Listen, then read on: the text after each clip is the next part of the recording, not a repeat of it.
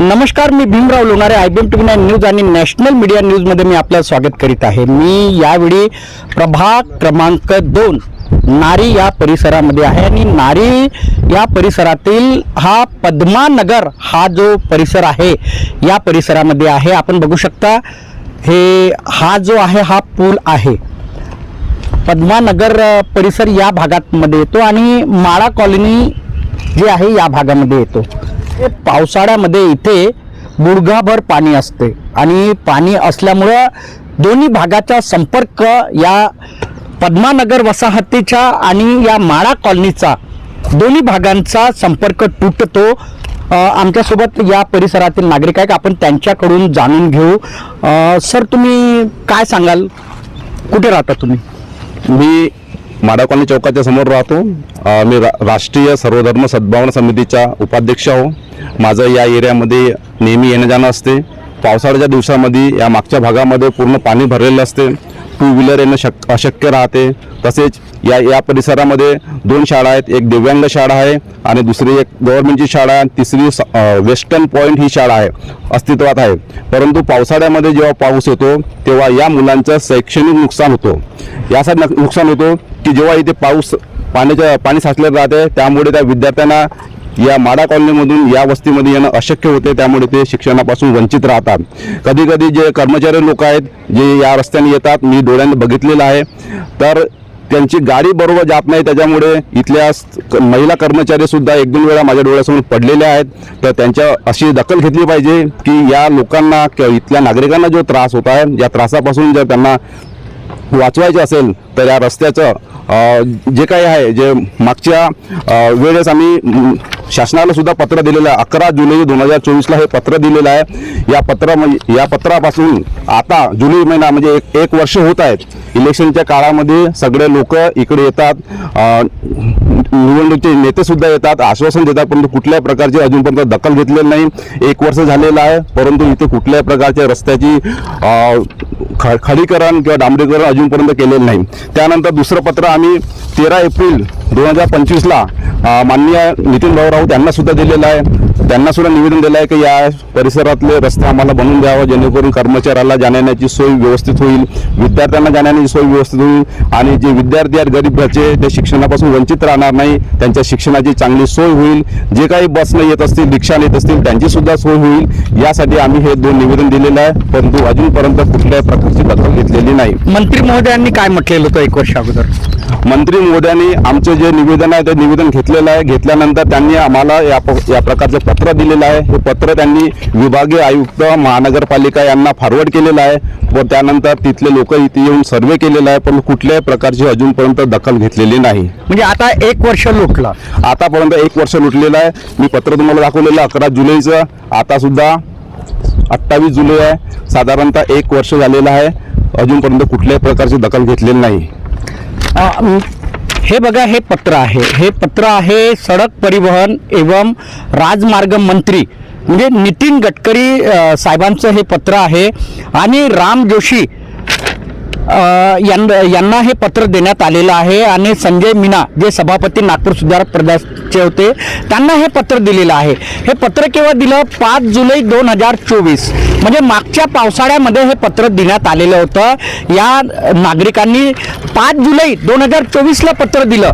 आज पावसाळा लागलेला आहे, 1 वर्ष झालेलं आहे, साधारण 1 वर्ष होत आलेलं आहे, परंतु अद्यापही या परिसरातील नागरिकांना जो त्रास आहे म्हणजे डांबरीकरण इथे व्हायला हवं या परिसरामध्ये, परंतु अद्यापही 1 वर्ष लोटला परंतु अद्यापही डांबरीकरण झालेलं नाही। काही महिला सुद्धा आहेत आमच्यासोबत, काय सांगाल तुम्ही?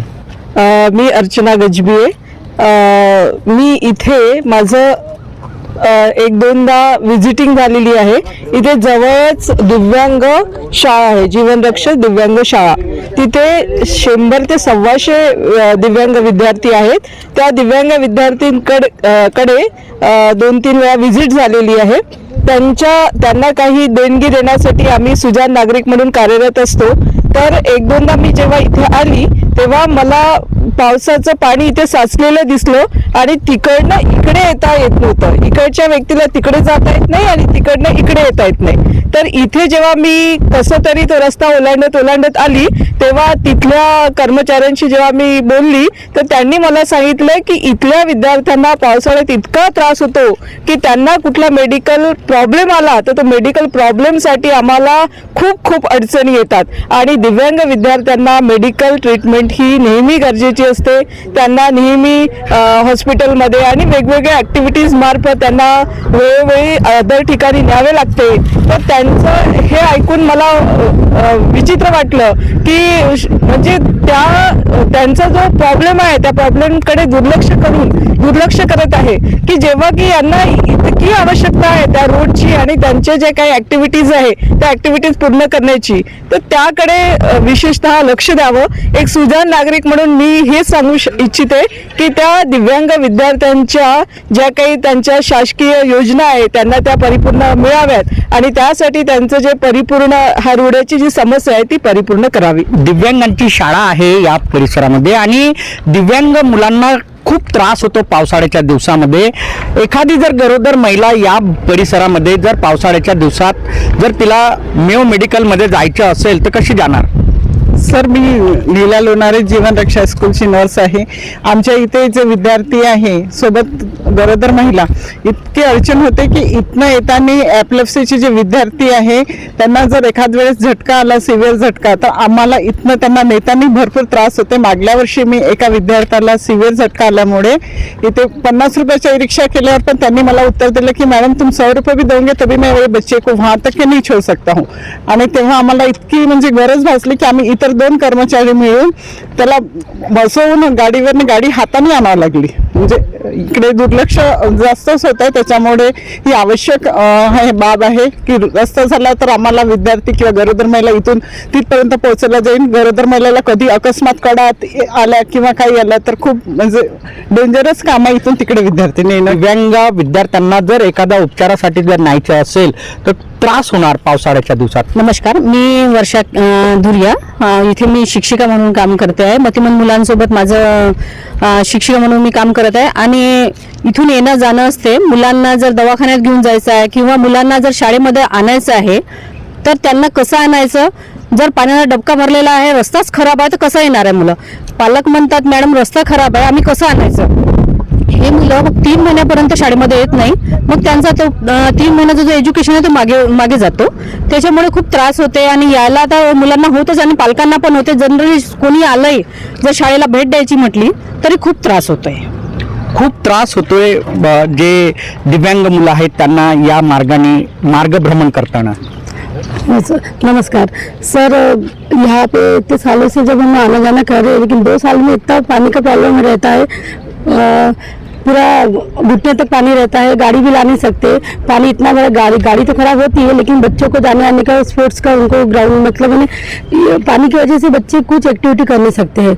और गए तो 1-2 बच्चे गिरे भी है तो उनके पैर में दुखापत हो गई है, उनको इंजरी हुई है. तो ये रोड बनेगा तो हम सब बच्चों के लिए भी बहुत फायदा हो जाएगा एजुकेशन के हिसाब से. निवडणुकी काळामध्ये नेता लोक येतात, मतं मागतात. आज 1 वर्ष झाला निवेदन देऊन, परंतु अद्यापही यावर इम्प्लिमेंट झालेलं नाही, म्हणजे विकास झालेला नाही. मी जीवनरक्षा मतिमंद शाळेतील भौतिकोपचार तज्ज्ञ. आता हा जो कार्ड असतो हा ॲडमिशनचा कार्ड असतो आणि काही कागदपत्रे काही प्रोसेस करायला पालकांना देखील मुलांसोबत यावं लागतं. तर पालक आणि मुलं दोन्ही पण शाळेत यायला इतका प्रचंड त्रास होतो त्यांना की मागच्या वर्षी एका पालकांनी आपल्या मुलांची ॲडमिशनच कॅन्सल करून टाकली. तर हा डेंजर त्रास आहे. आणि नेते म्हटला तर ते तर आश्वासन देतात पण आतापर्यंत तर पूर्ण झाले नाही निवेदन देऊन सुद्धा. नेते म्हटलं तर फक्त आश्वासन देणारे नेते आहेत, पूर्तता त्याची होत नाही. हो सर, अगदी बरोबर. धन्यवाद. नमस्कार, माझं नाव छाया कापुरे. मी जीवन रक्षा शाळेमध्ये विशेष शिक्षक म्हणून काम करते आहे. नेते म्हटलं तर नेहमी आश्वासन देतातच पण दरवेळेस जे 5 वर्षानंतर निवडणुका होतात आमच्या ज्या काही मागण्या आहेत आम्ही तर त्यांना प्रत्येक वेळेस सांगतोय पण हे असं व्हायला हवं. आणि एक विशेष बाब महत्त्वाची सांगायची म्हणजे जेव्हा आम्ही पावसाळ्यात जेव्हा इथनं येतोय तर आम्हाला गाडी जवळपास जे अनाज केंद्र आहे तिथे गाडी ठेवून आम्हाला इथे पायी यावं लागतं आहे. तो एक खूप अतिशय त्रास होतोय.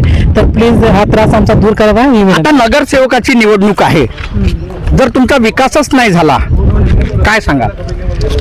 मी या जीवनरक्षा शाळेमध्ये टीचर आहे. तर माझा फक्त एवढंच म्हणणं आहे की हा विकास करायला पाहिजे, लवकरात लवकर करायला पाहिजे की जेणेकरून विद्यार्थ्यांना आणि पालकांना आम्हाला सुद्धा त्रास होतो. आम्हाला गाड्या त्या साईडला ठेवाव्या लागतात, पायी यावं लागतं. आम्हाला जवळजवळ अर्धा किलोमीटरचं अंतर आहे, आम्हाला ते पार करत यावं लागतं. क्या तकलीफ है आपकी यहाँ पे? यहाँ बरसात के सीजन में बहुत दिक्कत है. यहाँ एक स्कूल है, वो टीचर लोग आते, बच्चे लोग आते, उनको आने जाने का रास्ता नहीं है. अभी देखिए मैं खुद ही काम करवा रहा हूँ, लेबर अपना मटेरियल गिरवा के है. आपका क्या नाम है? मेरा ऋषि कुमार द्विवेदी नाम है. आप यही रहते हो? हाँ, यही रहना है. एक छोटा सा रसगुल्ले का वो काम करता- विधानसभा लोकसभा का चुनाव हुआ, आए होंगे नेता लोग? हाँ, नेता लोग आश्वासन देकर चले गए कि ये काम करेंगे, वो काम करेंगे. ये पुल बना दिए, रोड लगा दिए, उसने वार्ड मेंबर ने जबरदस्ती, कोई आया नहीं इधर देखने के लिए. और अभी हम लोग बरसात के सीजन में तो बहुत ही परेशानी है. अभी नगर सेवक का चुनाव है, नगर सेवक कैसे होना चाहिए? नगर सेवक ऐसे आम पब्लिक का सुनना चाहिए, उसको आना चाहिए इधर में, परेशानी कोई रहे, फोन ही नहीं उठाता हो. ये परिसर कौन सा है, ये जो आप रहते हो ये परिसर, और ये पुल कहाँ तक के जाता है और किसको जोड़ता है? ये नारी ग्राम पंचायत में है, और इसका वो नगर सेवक यादव, हाँ, मनोज सांगोड़े है. और ये इधर में चला जाता है, उपलवाड़ी में जाके रास्ता मिलता है. और ये रोड की आज करीब 10 साल से है, ऐसे ही रोड है, खाली ये पुल बना है, बाकी आने जाने का कोई साधन नहीं. बरसात के सीजन में तो बहुत ही परेशानी है. सर आप इस मार्ग से आए, आप कहाँ रहते हो? ये सामने घर है, ये सामने घर है. जब इस मार्ग से आए तो कैसी लगा आपको? टूटा हुआ है रोड, खराब रोड है, आना जाना बहुत सारा है, बना ही नहीं कभी ये रोड, कभी बना ही नहीं है रोड. बहुत बार एप्लीकेशन दिए, नितिन राउत सर के पास में भी गए, कोई रिस्पांस नहीं है. अभी मेडिकल कोई इशू हो जाए, जाना आना रहे तो बहुत इशू होते हैं, जा ही नहीं सकते रोड से. एक बार पानी गिर गया तो रोड दिखता ही नहीं है, पानी पानी दिखता है. कौन सा नंबर है? ये KGN सोसाइटी, KGN हो गया, ये माड़ा हो गया. माड़ा की रोड यहाँ तक बना हुआ है, उसके बाद में यहाँ कोई ध्यान ही नहीं देता है. आप आगे जाके भी देखो ना, पद्मानगर ये बाजू, हाँ, मतलब सब जुड़े हुए हैं. पद्मानगर, KGN सोसाइटी, ये पूरे आजू बाजू में रोड है ही नहीं, बनाते ही नहीं है वो लोग. आप यहाँ पे रहते हो तो किसी को निवेदन वगैरह दिए होंगे आपने? हाँ, नितिन राउत सर को दिए हैं हमने, सब बस्ती दिया, पूरे बस्ती वाले इकट्ठे होके गए थे, पर कोई रिस्पॉन्स नहीं आया उनकी तरफ से, कुछ भी नहीं. देखने भी नहीं आए वो कभी कि चलो देखने आए एटलीस्ट. नहीं, चुनाव के समय आए होंगे ना, लेकिन चुनाव के समय तो सभी आते हैं, चुनाव की क्या बात है, चुनाव के समय तो सभी आते हैं. बीजेपी भी आती, कांग्रेस भी आती, आम आदमी पार्टी भी आती, सभी आते हैं, लेकिन काम कोई नहीं करता. वो उन दिनों में शक्ल दिखती है, उसके बाद में किसी की शक्ल नहीं दिखती. ये देखो ना, अभी हम राशन पूरा लेके आए हैं कि बरसात लग जाएंगी तो घर में होएगा, खाएंगे तो सही ना. अच्छा, ये राशन आपने लेके आए क्या? बरसात लगने वाली है तो ये देखो, ये राशन मैं बताना चाहूंगा, ये राशन क्यों लाए, क्योंकि बरसात के दिनों में मुझे बरसात के दिनों में यहाँ काफी तकलीफ होती है. यानी ये जो पुलिया है, नाले के ऊपर जो पुल बना है उसके ऊपर भी पानी जमा हो जाता है, बराबर है ना. और ये नीचे में, ये बताइए, ये देखिए, ये नीचे में देखिए कैसे आना जाना करेंगे. यहाँ के बस्ती के लोग इधर रुक जाते हैं जब बरसात होती है, और इधर के लोग इधर रुक जाते हैं, बराबर है. हाँ, बराबर. आपने अभी किराना लाए बरसात के लिए किराना लेके आए, 2-4 महीने निकलेंगे ना बरसात के. ना 2 व्हीलर जा सकती है, ना 4 व्हीलर जा सकती है. पैदल आदमी भी अपने जूते हाथ में पकड़ के जाता है, मतलब पैदल चलने के लायक भी रोड नहीं है, कुछ भी रोड नहीं है. पावसाळ्याच्या दिवसामध्ये या मार्गाने जाणं म्हणजे कसरत करणं आहे. बघू शकता हा मार्ग, हो दाखवा, बघा किती डाऊन मध्ये हा मार्ग आहे. आणि हा नाला आहे, हा नाला दाखवा, हा जो आहे हा नाला आहे, हा बघा हा नाला आहे. आणि या नाल्यामुळं इथे हा पूल बांधण्यात आलेला आहे. हा जो पूल आहे हा बांधण्यात आलेला आहे. या भागाची वसाहत आणि या परिसरातील नागरिक जेव्हा पावसाळा असतो, दोन्ही परिसरामध्ये इकडल्या वसाहतीतील नागरिक या भागाकडे जाऊ शकत नाही, कारण इथे म्हणजे पावसाचं पाणी हे जे असते ते साचलेलं असतं आणि खूप त्रास होतो. इथे मतिमंद मुलांची शाळा आहे.